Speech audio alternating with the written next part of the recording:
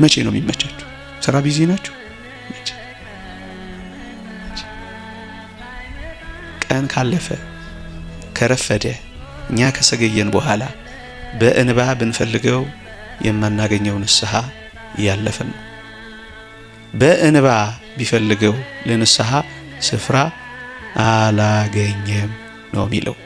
ደጁ የተዘጋ ቀን ስፍራ እናጣለን። ግድ የላችሁም። ለኔና ለእናንተ ትክክለኛ ዋስትና ቀን ነገ አይደለም። መቼ ነው? መቼ ነው? ስለዚህ ቀጠሮ እናቁም። ምንም ብዙ እኮ የሚፈልግብን ነገር የለም።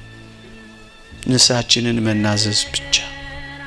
በቃ ለቀ አባት ይሄን በድያለሁ፣ ይሄን ኃጢአት ሰርቻለሁ፣ እርሶም ጸልዩልኝ፣ እርዱኝ፣ አበርቱኝ፣ ኃይል እንዲሰጠኝ መንፈስ ቅዱስ እንዲያበረታኝ ጸልዩልኝ ብቻ ማለት ነው ከኛ የሚፈልገው። ስለዚህ አለመዘግየት፣ ገና ነኝ አለ ማለት፣ ምክንያተኛ ለመሆን፣ በወድቅ እነሳለሁ ብሎ በእግዚአብሔር ላይ ተስፋ ማድረግ፣ እነዚህ ለምስጢራተ ቤተ ክርስቲያን ተሳትፎ በጣም ያበረታቱናል።